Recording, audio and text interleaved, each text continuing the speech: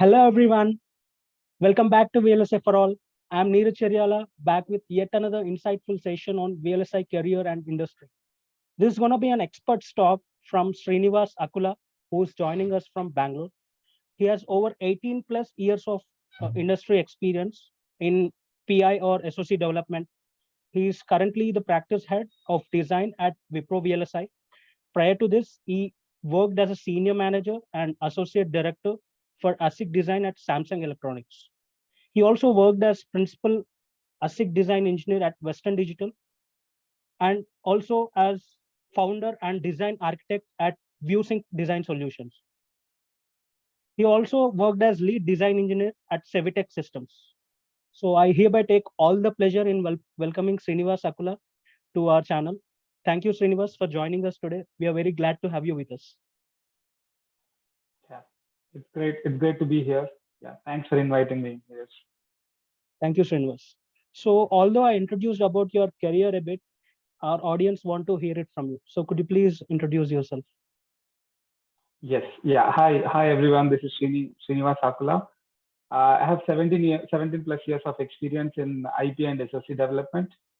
I started as a fresher in around 2005 in a company called Coral Technologies, where we started with IP development for FPGA and multiple different products across the spectrum, because it was a company where we used to work with the clients.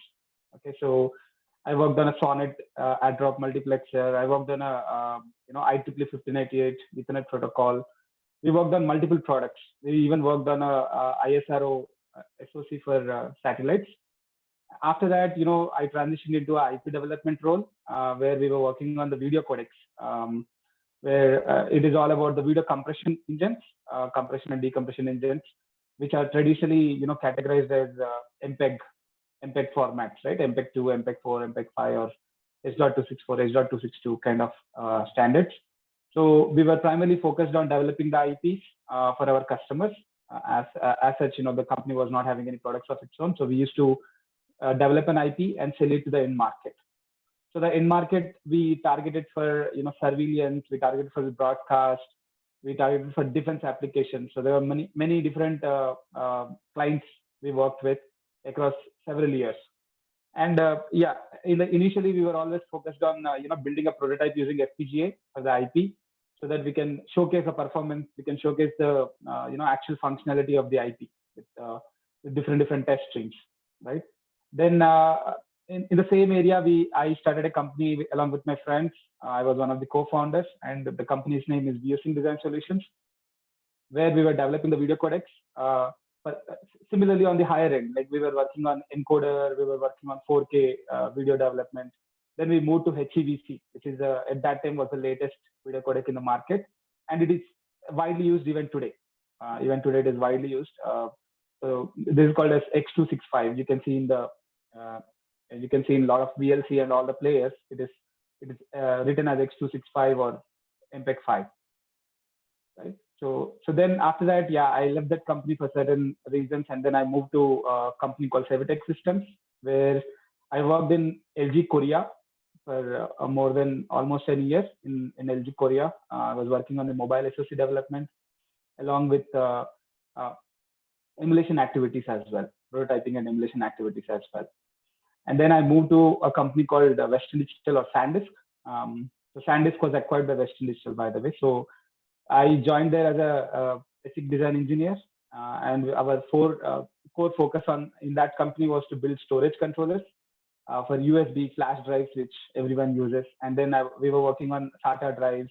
We were working on PCI for SSD storage, which is nowadays it's a mainstream in a lot of laptops. But so that is the storage controller we're working on with PCI Gen 4.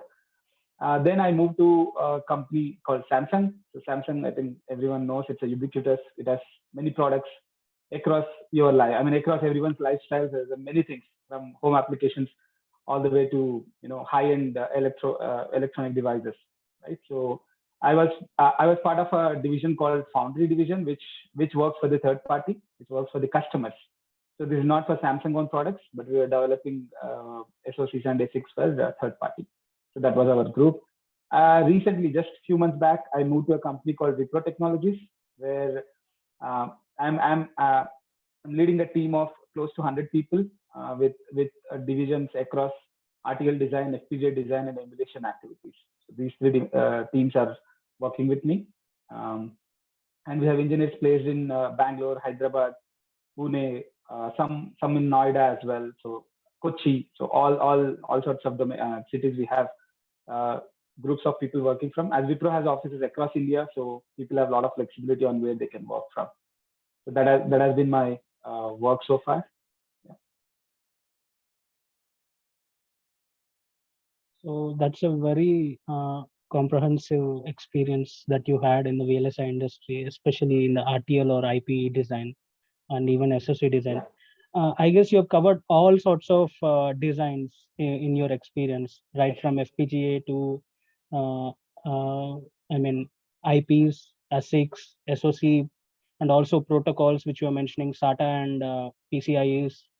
Mm. So Yeah. I guess this is going to be very interesting for our audience, this session, because that's a very good, very great experience. And you're also a founder, by the way.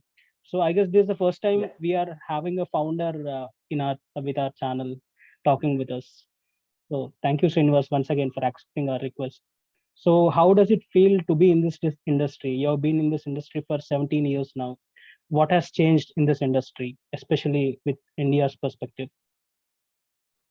Yeah. So this industry is a great place to be. I mean, of course, the VLSI or semiconductor is in the news nowadays, but in general, it is a very challenging and very good technical work to be is there in this industry. So there's a lot of technical knowledge that can be gained, and also you can be part of some very cool products which finally you see in the market which you have worked on.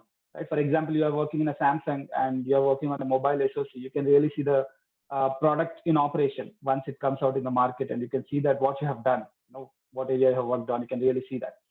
And yeah, industry has been great. So from the time we started to now, things have changed drastically. The amount of functionality or the amount of logic that goes into the same die area has increased magnitude of terms, right? And more lot of functionality is getting added into the same area, same size of the chip, and we are even getting a lot of edge processing. I mean, AI, ML processing even in the edge devices, which was only like mainstream server kind of operations are also now coming in the mobile devices or a small device as well. And coming to the India perspective, India, when we started, it was like bits and pieces of work in many companies, but not full ownership. But today we can say that across spectrum, Indian engineers are involved in development across, right from owning the product up to owning the product. So that's a great change, and we are seeing. I mean, I at least see that things will be even more better as going forward as the count. Recently, you have seen there is a spurt of growth in the hiring. A lot of companies are hiring, and we see a huge amount of headcount changes in the last couple of years. So India is growing at a huge percentage, and I hope things will be even better going forward for the industry. Yeah, the odds are very true with what you have said just now. The India is very rapidly growing in this industry, especially VLSI in these days. Yeah. So I've heard this term practice head for the first time. So could you please tell what that term means, practice head of design? Yeah. So it is new for me as well. After I joined Wipro, only I got to know this word. So in general, Wipro is a services company, right? So we do have Samsung, Western Digital, all these are product companies where we develop products and we sell the products. Whereas Wipro is a services company where we work with the clients, as an individual engineer or as a group of engineers or owning a subsystem or owning an ASIC. There are different kind of projects we have with Wipro. So the way the execution works is, so there is a delivery line and there is a practice line. So delivery line is where the delivery manager or delivery head is the one who is a one-point contact with the client. For example, we have X client from Europe, so they have given RTL work, verification, they have given PD, they have given software development. All that together, there'll be a delivery head or delivery manager who will be dealing with all the other verticals, like all the group of people, and he will be the one who is talking to the customer and getting the new requirements and understanding the scope, everything. practice is a part where we deal with the technical domains, right? So practice is like design is a practice, verification is a practice, physical design is a practice, that way. So I am the practice head for RTL design and FPGA and emulation. That's how the categorization. I hope it is clear. Yeah, now it's clear about the role. Yeah. Okay. So let's talk about the firm that you have founded, VYSYNC Design Solutions. So what's the story behind this firm, and why did you start this? Yeah. How did you start this? Yeah. So the main, I mean, the idea behind this company was we wanted to develop video codecs, video codec IPs. So that was targeted for wide range of markets. Like I said, like right from very small handheld surveillance cameras to all the way to the broadcasting where we are making the movies, right? For example, you are shooting the movie, so there is a lot of equipment that goes in. So we were trying to build an IP around this area. And so there are a lot of software IPs already available, like which can run on a TI processor or a Intel processor and all. But this was, we were trying to build it dedicatedly for hardware. So there was already there are a lot of companies which were doing it at that time. This was not completely unique, but we were trying to target in a way that optimize the area as much as possible and give the very high performance with a very low area. So that was our target. And we had developed IPs for H.264, H.265, and we have developed encoders. We had developed an end-to-end solution for different markets where clients can directly plug in this IP and they don't have to worry about the video part. They can worry about rest of the management stuff, for example. So along with video, you need audio, so they can plug in the audio, but we will handle the video part, something like that. So if they just give the stream, we used to develop we used to create a picture and then dump into memory, which the software can read and display. So our role was like that. And yeah, we did work on several generations where we started with a very small IP, very small resolution IP, and we went all the way till 4K. 4K at that time, like in 2010, it was a very niche. And yeah, we even developed for a 3D technology. We developed different variants we had for different markets. So our target was to give IPs customized for the market rather than having a fixed IP that everyone has to use, even if they don't need the required area. They don't need required features.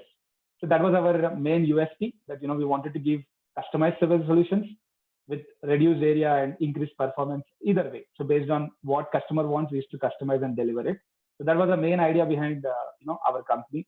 The company is still going great, and it's a great place to work. But yeah, we had some issues with the among the founders, and that's the reason I decided to move out and go on my own path. So was this kind of hardware acceleration that you were providing with these IPs? Yeah, so it was completely hardware. So it was purely hardware development. So there is no software. Software involvement is very, very less. So that's what I was saying. So video in general, H.264 today can be managed by any CPU, because the CPU performance has increased drastically. In those days, we need to have a very, very high-end CPU to just do the video coding. So there we wanted to replace it with our own IP with a completely hardware solution. So the software involvement is like 1 to 2%, 98% is done by the IP itself. So it is not just a small acceleration, but it is a complete IP which is done on hardware.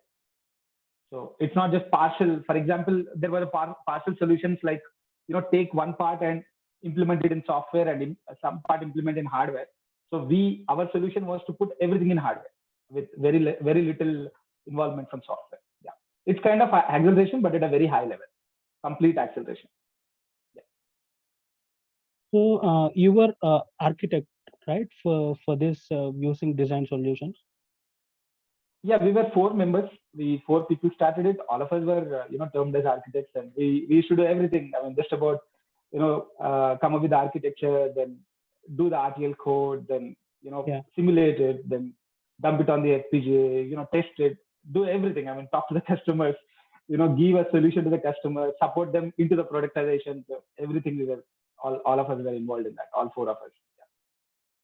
So at those times, it was somewhat more difficult for especially VLSI startups to come up. Yeah. So how did you manage to start such a firm at those times? Were you having any funding? So how did you manage? yeah, so the way we didn't have any funding, so we four of us started with our own funds. We had a customer soon. I mean, so the way it worked is, we created an IP and we found a customer very soon. So within 1 year, we had a monetization. I mean, we got some money out of it. So that itself helped us to build further. So it was I mean, that's the reason we could survive in the first few years, because we invested our money, we built an IP, and we had a partner. We had several, representatives across the world, and we got a client very soon. In a very few year, less than a year, we had a client, and we had money to come from there, and that's how we survived. So there is no funding. We never took any funding for that. So we built using the money that is coming to the company itself, purely from that, with our own sales.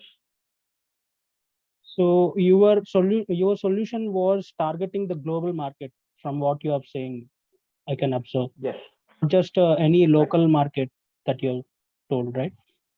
So local market, see, the way it works is, the end products come to India, right? Because I mean, at least even today, right? So a lot of things, we develop the solution. I mean, it goes to somewhere else where they make an end product, and then it comes back to India in a packaged way. So even in that time also it was like that. So for example, we were working for some of the video broadcasting companies, broadcasting solutions companies. So they used to again sell the solution back to Indian TV channels or Indian movie producers and stuff like that. So that was always the case. So locally, yeah. So locally we didn't have any direct lines for ourselves. It was always going to Europe or Japan or US. So Israel, many companies we sold it to across the globe. So the IPs which you have built as part of using design solutions, in this, were you also doing the physical design of this, both the front end and back end design as well, or else was it only about building the IPs? So our initial goal was to just develop it for FPGA, right? So FPGA is does not include any physical design of itself, right? So we do. I mean, it does involve a little bit of placing, routing, and checking the timing closure and all. But initially, our target was to just build it on FPGA, and so that's the beauty of FPGA. You don't need to get involved many people. I mean, you don't need to involve the physical design and all that stuff. And that is technology independent. So you can buy a FPGA from off the shelf anywhere, and you can just showcase your solution very quickly. Then we did have some ways where we used to develop the RTL and give it to the physical design team of the customer. So our role was only to give the RTL or the netlist to the subsequent things. If it is FPGA, we can give a bit file or we can give a encrypted RTL. So both the things are possible. But in general, yeah, our focus was squarely on the front end part, up to the RTL and netlist part. That's it. Got it. So what was the most interesting part about this endeavor for you with using design? Yeah, so in general, yes. So it was a very challenging task to take up. We were very young and the energy was huge. We invested a lot of time into that. All of us, I mean, whoever were the part of it, we invested a huge amount of effort. It's a very time consuming and energy. You need a lot of energy to take up these kind of activity, because with the bigger companies, they generally do it with 25-30 people, designers, and we only did with 4 of us. 4 people we did the design. So it was quite a challenging task. And the customers were very peculiar in certain cases, that they needed things in their own way, certain aspects on the top of IP. So the support was very, very hard.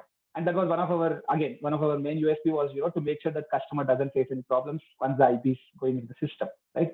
So for example, surveillance, their requirement is completely different on how they manage the whole video flow. But if you go to broadcast, where they have more bigger memories and all, so there the methodology is completely different. So yeah, so that is what the challenge was, to build with very few resources and very less infra. But then we scaled up very, very quickly, and our team, I mean, we went up to 16, 17 people in less than 3-4 years, and we had many array of products, array of hardware and array of IPs. It was amazing experience. So I guess with that experience, you have also got to know about how customers think about a product. Right. So right. Yes. I mean, in general, is it necessary for any RTL designer who is practicing RTL design to know about the customers who are going to use it at the end of the day? Yes. No, of course, that's really important. I mean, see, if you break down the design from a very complex use case to a very small IP, right?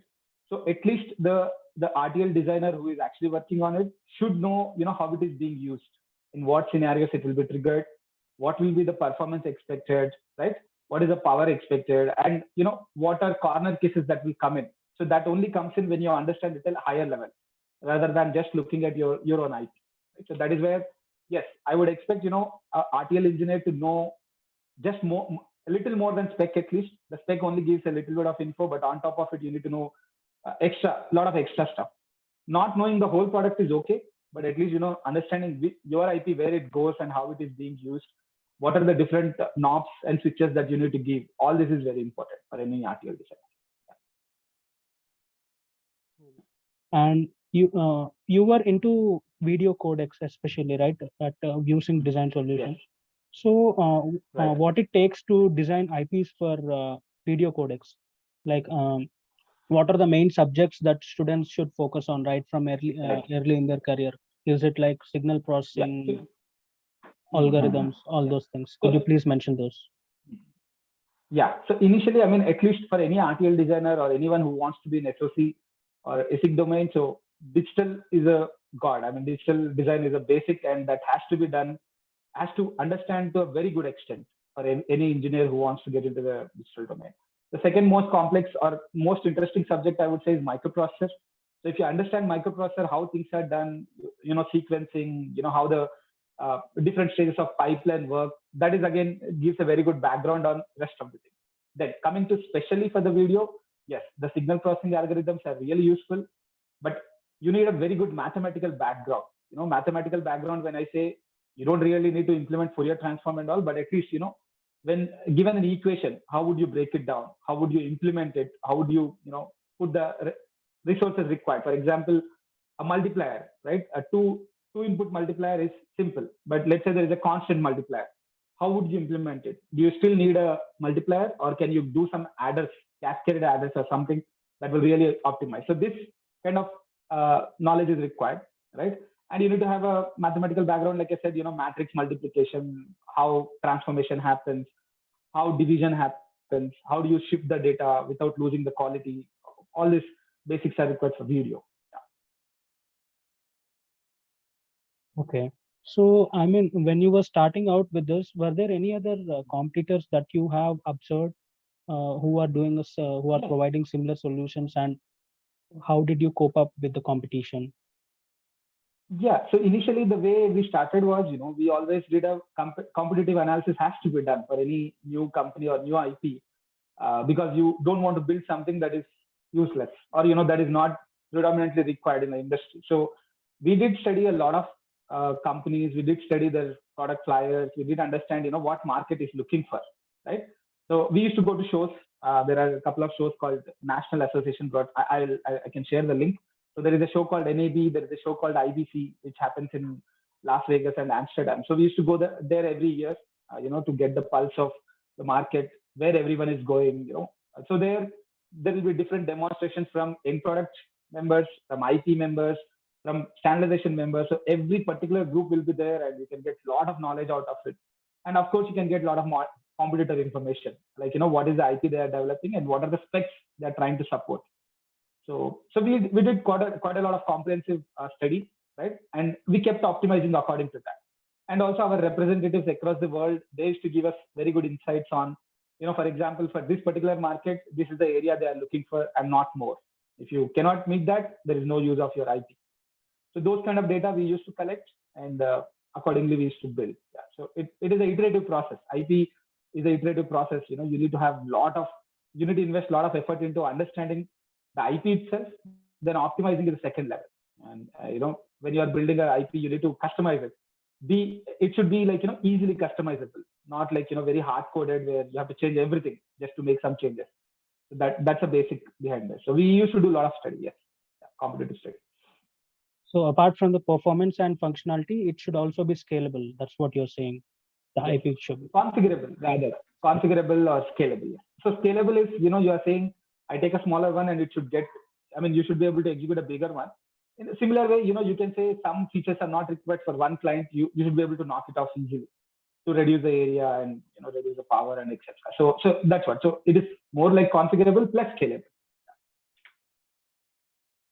So this is gonna be a tip for all the guys who are thinking to start a startup in VLSI industry.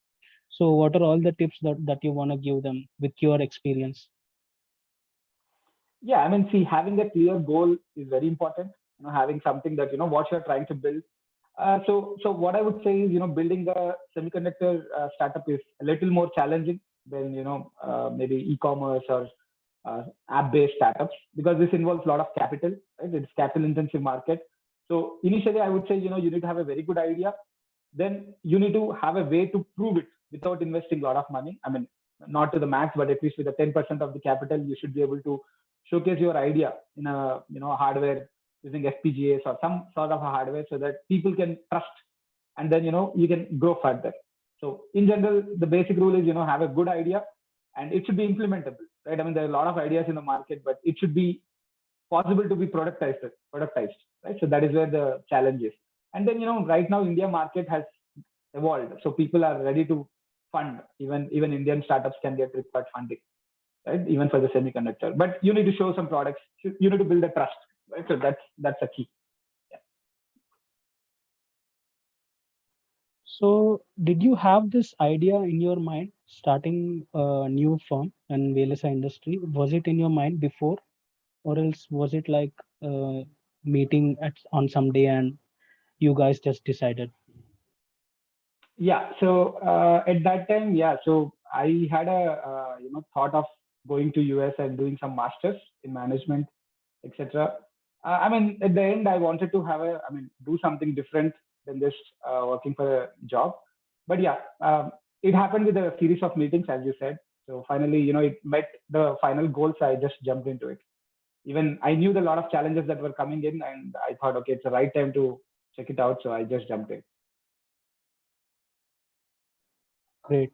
So coming to your career, apart from using design solutions now, so you've had several transitions in your career. I mean, we have switched some companies. You have worked at Samsung, worked at Western Digital, you've worked at Savitech Systems. So when is it an ideal time for a candidate to think about switching a company in his own domain, or else switching his domain itself? And what are all the things that should be kept in mind when switching? Okay. So in general, I always look at 4 different factors, right? So one is good work, right? Good work is the most important one for any engineer or any manager or whoever.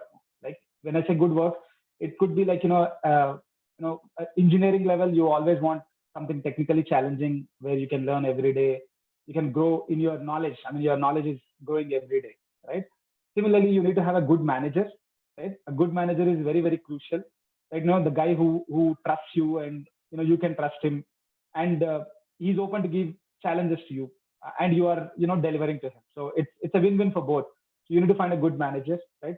And third, of course, you need to see good compensation. So that is crucial, right? You should be, at the end of the day, you should be happy with what you're getting and what you are seeing yourself as, right?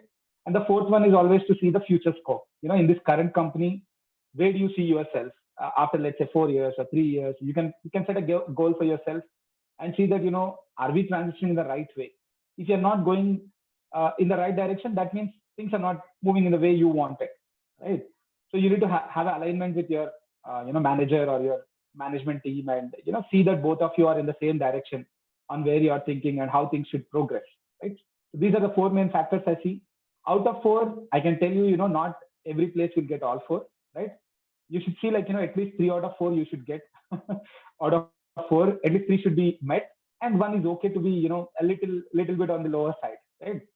So yeah, I mean, otherwise, right, if you look for all 4, it's really difficult. It's a really difficult place to, a really difficult chance to get all 4 in one shot, right? If you see that okay, at the current moment, I feel that work is more important, right? Then you should always look for 1 plus 2, right? Focus on getting good work, and you have a good manager, because even if the team is doing the great work, if your manager doesn't trust and give you that work, there is no point, right? You're not going to get good work. So So that's why. So at least I would say, you need to look at what you want to do and prioritize out of that. So there is no, as such, there is no guideline that, after 3 years, after 4 years, you have to move. That is not at all necessary, right? I mean, because people can stay at the same company and do what they want, right? Aligning in all the directions. So it's really challenging, but I feel that, you shoot for 3 out of 4. And if you get it, I think you should not change. You should stick with the company and, continue going forward in the same, because we see, I mean, a lot of people are there across companies who are there since many years, who are like, in an extraordinary position in their own companies, right? It happens. But yeah, so you should see that, things are not moving in the right direction. Of course, you should take a call to move on. There is nothing wrong, because, every manager or every person has to do the same, right? Coming to his own requirements, they will also do the same. So there is nothing wrong with that. But yeah, just, I mean, don't change for the sake of it. No one should change just for the sake of it because someone else is doing, or, the way things are moving. But if you feel that, everything is good and things are moving in the right direction, you should not change. The things will be good in the same company. So you have had worked at several different companies which were building different solutions altogether, the end product. Although you were involved in the design part, but the end product was different. So how did this impact your work?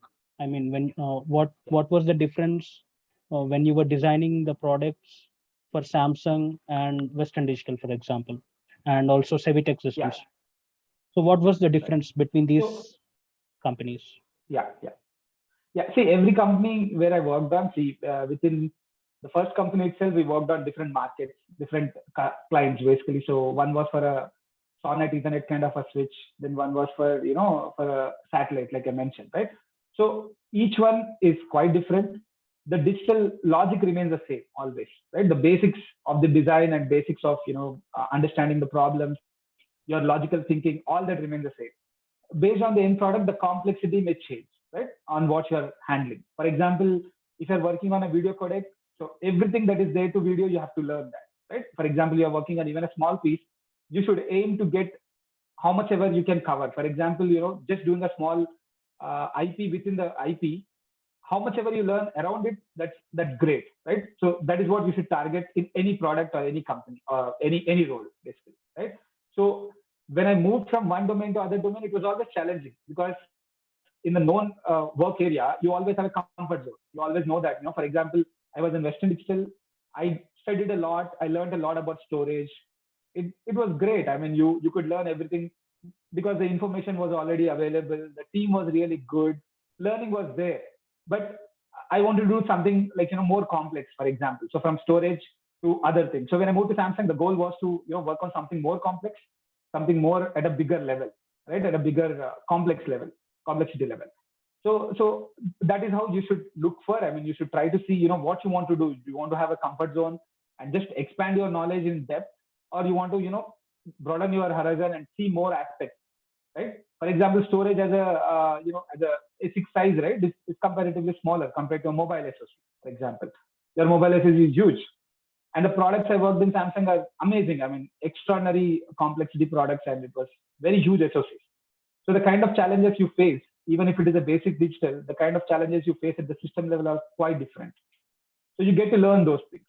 So initially, any company you switch, unless it is in the same domain of work, you need to spend that initial effort, maybe 6 to 8 months. You need to invest yourself and, study what they are doing, what are their products, and what your team is doing, etc. And only then you can get a hold of, and then you can start learning more into that. Right? It's challenging, but it is really interesting and good to do that. Changing domains, changing, different architecture, different products is always useful from the learning point of view. You can learn more. Interesting. So what's your opinion on this? Some of us have this doubt that if we switch companies which are working for different end products, we'll learn about newer things, newer technologies. So just now, as you said, when you were at Western Digital, you're working on products related to storage. But when you switch to Samsung, you're working on mobile SoCs and complex designs. So what do you say about this? Do you think that switching companies actually helps us learning about different products at the end of the day, Mm. increasing our knowledge in the domain as a whole? Yes, of course. That's what. See, the change should be, it shouldn't be like, you just moved into a company after 1 year, less than 1 year. If you move out, you cannot learn anything in a year in any company, right? So yes, so moving from technology to technology, moving from company to company does involve a little bit of learning, definitely, right? If you feel that your current role is not giving that kind of a challenge, you should look for the change, right? That's how it should be. Any company you go in, of course, the processes will be different, the methodologies will be different, the thought process, how an ASIC should work, how booting should happen, how power domains are managed, everything will be different, right? It's not like ASIC development is huge. The domain is huge, and every company has their own way of doing things, right? So that particular learning will always be there, regardless of going from product to product. But the core goal should be what you want to learn, and whether you're not getting it in your current role. If you go somewhere else, you figure out that's what they are doing, what you want to learn, and then only you should transition. Right? It should be you should try to study more about where you are going in, which company you are joining. Try to understand more about the team. Try to interact with some people in the team rather than just the hiring manager, right? Ask for a call with other team members, check with them, like what's happening. You will get a good. You should have at the end of the day, when you're changing, it shouldn't be like you go there and leave within 6 months again. That doesn't help anyone, right? Even the company, even you. So I would say try to get as much info as possible ahead of joining, and then take a very good, take a call that you will stick with, right? Yeah. So the core aspect should be kept in line with as what you have said, and also we should take an informed decision about this. Yes. True. True. Got it. So there is So nothing wrong reaching out to the employees in the company, through LinkedIn or whatever forum, and try to find as much as info before you take a call. Right? Once you join, it's a huge pain or huge process, to change again, and yeah, it's a problem for the company as well. Right? It's a big challenge for the company itself if you're leaving. So considering all that, yeah, taking an informed decision is very, very important. Anyways. got it. That in fact does help for those candidates who are uh, going about thinking about switching their profiles. Right. So what was the difference, or what were the challenges that you have faced when you were managing a team of engineers rather than being an engineer? Okay. Yeah. See, personally, for me, right, having doing an engineering work is more fun, as you get to do your stuff yourself, and solve the problems. Right. So managing the team is important as well, because that's how you grow forward, right? If you're an individual engineer, you can only grow technically, but when you're people manager, you learn more aspects of behavior, tampering the expectations of everyone, how to manage your team below, team above, and all that. There are a lot of additional things that comes into the picture in managing. So the main things that I would look at as a manager is understanding what team members' aspirations are. Every member, you need to know what every member is aspiring about their career or work there. Then understanding and supporting their growth and learning. For example, they're working on X work, and they don't want to do that in the next project, and they want to move to Y work within the same project. We should enable that as a manager. And then managing the expectations of both the team members and the higher management, the one who is sitting on top of you, and having the gap bridged, right? To understanding what they want versus what is happening in the team, right? So it's quite more challenging being a manager, because you have to manage all these aspects along with the day-to-day execution also. Execution in the sense, you still need to deliver the project, right? You need to still deliver your work. So that is a manager's responsibility as well, on top of taking care of the team. So that way I feel both of them are equally challenging. I would say you be an individual engineer for at least 10 years, learn the nitty gritties, learn every aspect of, at least as much as possible within the 10 years, learn as many technical aspects as possible, and then transition into managing. It's fun either way. Yeah. So managing a team itself, it's a pain, but it's also fun. You learn a lot of new things. Yeah. It's very interesting that you're saying that it's pain, but it's also fun. Yeah. See, the team is like a little more complex. You understand, right? So you are dealing with people rather than the work. Okay. So dealing with work is easy, right? if the problem is not solved, you can sit a whole night, or sit 28 hours, 40 hours a day. I mean, 40 hours on a stretch and solve the problem. But with team, it's a little more difficult. It's a little more different. Right? You need to understand that. You need to sit. I mean, you need to understand from their shoes what is happening, how things can be improved. How do you make sure that everyone works together happily? So that's a different kind of ball game. That's what. Very interesting. So time for DKIB questions for the day. So we have a couple of questions. DKIB is didn't know it before. So for those of you who didn't know this, you can get knowledge about this from these questions. So the first question is, what's actually meant by FPGA bring up? So I've seen this terms on your profile. So could you please explain about this? And what is its role in the ASIC design? Right. See, FPGA is different, ASIC is different, right? I mean, fundamentally, the design can be done on both FPGA and ASIC. The bring-ups are quite different between these two devices. Okay. So, for example, you are building a video codec, right? You are doing the design yourself, right? So the designer, typically what they do is, they write the code, correct? They take the spec, they break it down into the high-level design and then low-level design, and finally come up with the timing diagrams, the the breakup of the logic, and finally, coding it. Right? Once you code it, you run through some basic simulations to ensure that it works, right? In a way you understand it. So then, in case of a project like video, like I said, right? So if you want to check all the aspects in the simulation, one HD frame in simulation will take 7 days, right? So you cannot simulate for 7 days. The advantage of simulation is you can see every single signal in the waveform, and you can ensure that you can check every functional. It's very easy that way.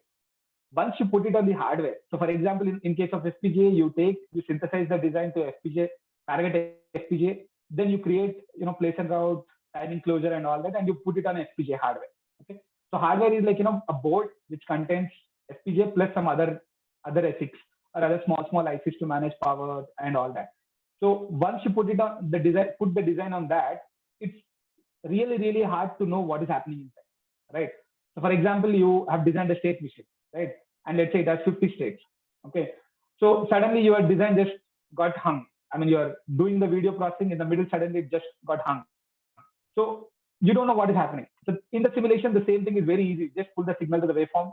You check the waveform and say, oh, this state got stuck because of these signals didn't happen, right? So on a hardware, you don't have that visibility. So that is where the hardware bring up is much more challenging. Okay, so hardware bring up typically entails that you need to have some sort of way to go check some internal information, right? So through JTAG, for example, JTAG is where you can just peek into the system and understand using some registers, status registers or control registers, you can check what is happening, right? On top of it, FPGA does give an additional flexibility that you can create a on-chip logic analyzer. Okay, so you can put some signals to this analyzer, and those can be visible in a software. Okay, so for example, your state, what we were discussing, right? You can add that to this on-chip analyzer and create a new bit file with that. Then you run the same test again. When it is hung, you can see the waveform and say, oh, this signal got stuck at this state, right? So similarly, every interface, for example, you are bringing up PCI. So it's a huge challenge because PCI in itself is a huge process, right? The protocol is very complex. The initialization, then managing the physical layer, then actually doing the data transfer with rate exchange, the performance bottlenecks. There are many issues that can come. Okay, so hardware bring up is a phase where when the design is actually being loaded into the hardware, and you understand how to make it work, right? It can be changing the sequence, or you adding some probes, oscilloscopes, check what is happening on the signal level, right? All these aspects is hardware development. So hardware bring up basically. So in an ASIC, you cannot have that visibility of the signals also, like what we had for FPGA, right? Because ASIC is hard coded, it's already designed. So you want to put as much logic as possible to debug also on top of the actual design, right? In the ASICs, they typically do that. And a bring up is like, for example, we had a case where in Western Digital, okay, so we were running a scenario where we were doing 100 GB data transfer from PC to the SSD, okay. So suddenly after 50 GB, it just got hung, okay. So there is nothing happening. So you need to understand where the software is hung, then, keep going forward, see where the hardware is hung. All this is part of bring up. So once you have a basic bring up done, the validation teams can take it further and do a lot more testing to qualify the ASIC, qualify the product, right? So does this? Yeah. So that was quite clear. Except the point, just the doubt that I have is also firmware tested with this hardware bring up, the firmware that is associated with this design. Yeah. So that is a core goal of hardware, right? So okay. So now let's categorize this again. So there is a pre-silicon bring up and post-silicon bring up. Okay. So pre-silicon is typically, you take an ASIC design, you either put it on an FPGA prototype or you put it on an emulator, like, ZeBu, or, VLSI or Palladium, or all sorts of platforms are there. Okay. So you either put a design on that and you can run full software, full system software, what will run on the end product, you can run on this emulation. Okay. So that is the main advantage of having pre-silicon. Okay. So that you can validate your software also on top of your hardware. Okay, so firmware will be validated using this mechanism, right? Because otherwise, if they just do with a model, right? So there can be some changes that again the firmware has to go through, right? From the model to the emulation to the ASIC. So all that to prove that will take a lot more time. So that's the reason we start with a pre-silicon validation environment where we, run the software also, or firmware or software, whatever you call it. You try to boot the device in the way that actual device boots as much as possible close to the ASIC. Then you do all sorts of data path tests with the full firmware, whatever you are going to use in the system. Right? In the ASIC, when you do it, you put the real firmware, which 90% can be reused from your pre-silicon. Only some changes you have to do for the actual ASIC, and then you can start running with that firmware with the actual design. Yeah, in fact, that was a very clear answer that you have given for the question. I guess audience now have the understanding of what an FPGA bring up, hardware bring up means. Thank you, Srinivas, for that. So the second question is, what are the major differences between IP and SoC development? Okay. See, IP is typically like, you're developing a piece of code. Okay. So piece of RTL logic. For example, IP can be like, PCI controller. If you're doing a PCI controller, you start from, understanding PCI protocol and then start building a stage by stage of RTL to, realize that protocol. Okay. So for example, it mentions that, you need to support 4K packets, you need to support 8K packets, you need to support 256 bytes packet. All that is there in the spec. That you start coding and you have different paths for each of these data transfer sizes. All that is done in the RTL coding, and that is the IP development. Where you start from scratch, you build IP, okay, for any protocol or any functionality, any piece of logic, any state machine, or whatever you are doing is IP. In a SoC, the challenge is a little more, it's a little different, okay? So in SoC, you take multiple IPs and you put everything together. That is termed as an SoC, where you are creating a more complex system using available pieces of logic, okay? So even in SoC, you may have to do some glue logic, or you may have to do some bridges, you may have to do some custom coding, right? But that will be like, minimal based on the project, based on the, what kind of SoC you are building, it will be limited. IP means you are building everything from scratch as much as possible. And then, even IP needs to be maintained where, some small changes will be happening, right? So not everyone, not every IP needs to be built from scratch, right? For example, you have PCI Gen 3, for Gen 4, only few things may change on some of the protocol layers. Some other protocol layers, it can be a huge change where you need to do from scratch again, right? So that is termed as an IP design. And, SoC is something more complex where you need to know the whole system and plug in all the IPs. For example, in Samsung, one of the SoC had 200 IPs. So 200 different IPs were there from, some from different vendors, some from customer own, some from Samsung own, and different combinations. Altogether, you make a chip. That is the SoC. So each field has its own challenges, has its own pros and cons. Right. Okay. Right. Got it. Yes. See, IP and SoC, there is a lot of overlap, right? Because it's still the digital logic only. And, the most of the flows, once you make an RTL and once you make an SoC RTL, both are RTL. Finally, at the end of the day, it is a, very log code, what you have to build. And then you have to run with certain quality checks, right? That remains the same. Even for IP or SoC, the entire quality checks, everything remains the same, right? You need to qualify your design. Okay. So the initial coding part, initial development part will be different. After that, most of the things will remain the same for IP and SoC. Got it. So that was all about DKIB for today. So coming to continuing with your career now. So what were the most interesting projects according to you in your career?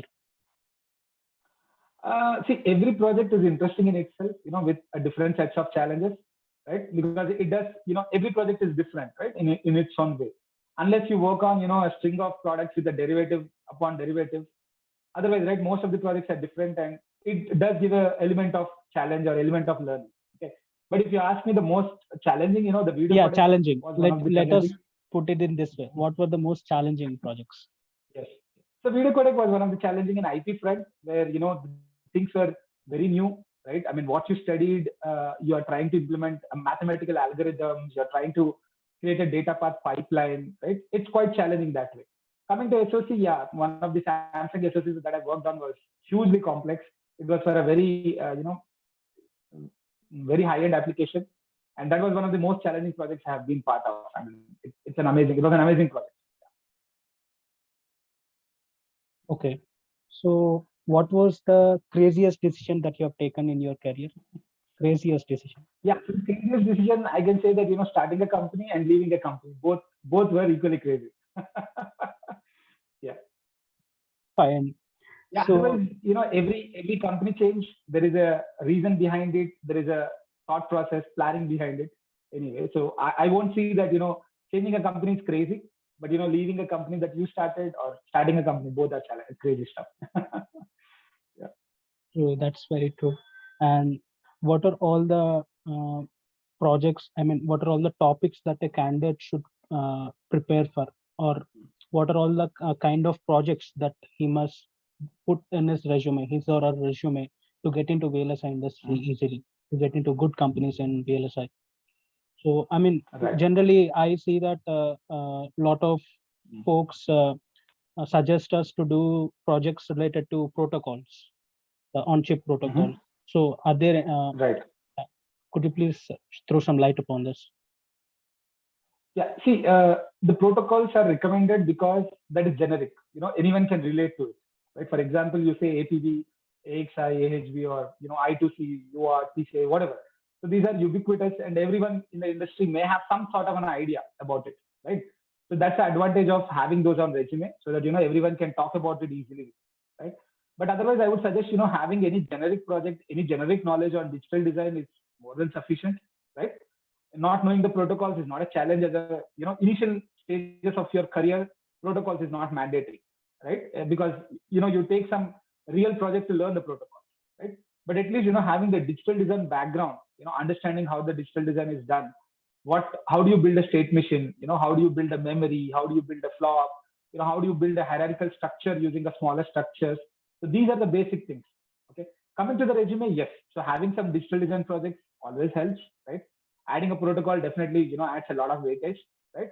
So once you just one suggestion that I would give here is, on a resume, if you add a statement, you need to know everything about it, right? So everything in the sense, at least have a very good idea about what you have put on resume. If you mention APB, have a very good idea of APB as much as possible. It's just a 30-page protocol. Anyone can read it in a couple of hours. But having worked on it versus just studied, people can easily differentiate. Okay, so that is where the the challenge is to understand the protocol and go into details as much as possible and come up with some some idea of yourself that this is the protocol, rather than having the document handy. It should be in your head that this is what the protocol is, right? So that's what the basic thing is: having good digital basics, understanding a bit of microprocessors, and having some knowledge of how to build systems, or how to build a digital system, right? It can be anything. I mean, it can be protocol, or it can be any generic logic you can think of. You can just mention all this, and then everything that you mention on resume, have a good clarity on that, because that can be discussed. Okay, so you should be able to discuss about it, rather than just saying that, oh, I just added, but I don't remember now. That doesn't work. Yeah. Neeraj. So we're almost at the end of this session now, but this session has been very insightful and very quite knowledgeable session that we had with you, Srinivas. So what's your opinion on VLSI for all and the work that we are doing right now? Yeah, so I see it's a great initiative, definitely. So the guys, I mean, you and Rajat, I think you're spending quite a lot of effort of your time and investing into this so that, others can benefit from here. So it's a great initiative, and, I can support in any way you want. And I hope this initiative goes forward and helps a lot of people, right? The aspiring engineers, or, even the guys who are in the industry can get benefited out of this initiative, and people can really learn things, discuss with peers. It really helps, right? So it's really good initiative. Thanks for taking time and doing this. Yes, and Rajat. Yeah, thank you, Srinivas. We're very grateful for you since you have joined today. You've shared quite a bit of knowledge about VLSI career and industry. Thank you very much, Srinivas. So, like, Thank you, what would Neeraj. you suggest to Srinivas who was starting out his career almost 15 years or 16 years back? So Neeraj, it remains the basic. I mean, it remains the same. I mean, even today or 18 years or 17 years back, right? So you need to be very enthusiastic about technology. If you are in real estate industry, you need to have some sort of curiosity to understand the tech, right? Either you work on it or not. You need to have the curiosity. Why something is being done and how things are getting accomplished. That is very, very crucial for any engineering domain. But I would say, in technology, because it's ever changing, you need to be curious and you need to keep learning. Okay. Then second thing I would say is, keep taking challenging assignments. So sometimes, the solution is not very obvious for the task you're taking up, right? You should still take it and, work on it, take the necessary support and get it done. Okay. So I had a great manager in my first company where, he used to give a lot of responsibility and he used to give a lot of freedom. And the motto that he always told me was, his name is Nitesh Gupta, by the way. He's an Intel and he's a great manager to work with. So he told me that, if you have any doubt, you should shout and you should keep asking, take the help, make sure that things get sorted out rather than just sitting on the problem and not doing anything. Right. And the third aspect I would say is, keep learning always.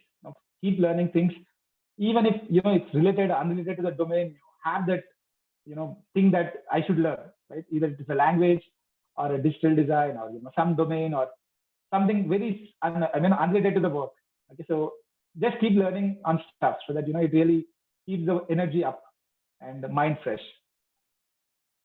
regardless of 18 years back or 17 years back. And today, I think I feel the same way, and I think that's how it should be for everyone. Yeah, in fact, learning should be continuous, uh, Yes. as per you. Right. So, Mm. what do you think about the VLSI industry in India in coming 5 to 6 years? So we have recently seen India's semiconductor mission is on the rise.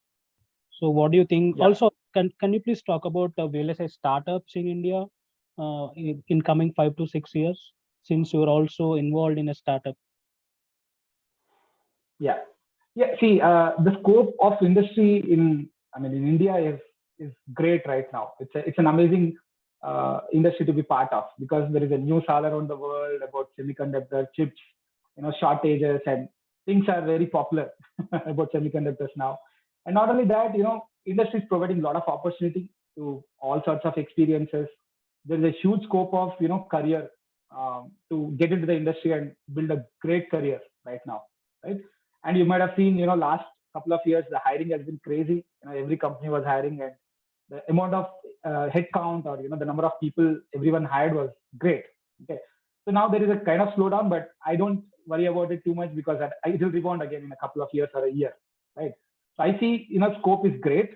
And again, coming back to the work itself, the amount of work being given to India is great now, right? Full ownership of SOC, full ownership of product. So get attached to something with that, and any engineer can learn a lot and have a great career. Okay. Then coming to, in general, the startups, right? So there is a lot of semiconductor startups in India, but most of them are into services, right? So services, there are a lot of startups where they hire engineers and uh, get them to work with the clients. Okay, so that's a great model, but that doesn't create any products for our own companies or something here in India. So that's where I think some of the startups should be there, and there are a lot of open platforms to prove your designs, to prove your concepts. So there is a Google open collaboration, there is a Intel open collaboration where you can submit your design and get a silicon also, right? So I think startups can have a lot of facilities now to use, and build a good company out of it, right? So that's where I see. So, but I see, there are a lot of services startup coming up every day, right? But I'm not sure. I mean, I at least didn't see much on the product itself. There is very limited startups in India. So you say that there's also much scope for product startups to come up in India in the near future. Yes. And so there is always a scope, and there is a lot of now there is a lot of funding. There is a lot of ways to get things done. Maybe 5 years back or 10 years back, those kind of things are not there. Like collaborating with big companies, getting your product done in many different ways with very low cost. So all sorts of options are there. You can use cloud services to run your tools rather than buy a tool, which is very expensive. So these kind of facilities are there. So to enable the product development, right? So instead of having huge cost now, the cost can be a little bit better now. The way things are happening in the industry, it is a little more easy to build a startup. So I hope people do that, and succeed. And hopefully this session should bring about some ideas for any audience who is watching about this.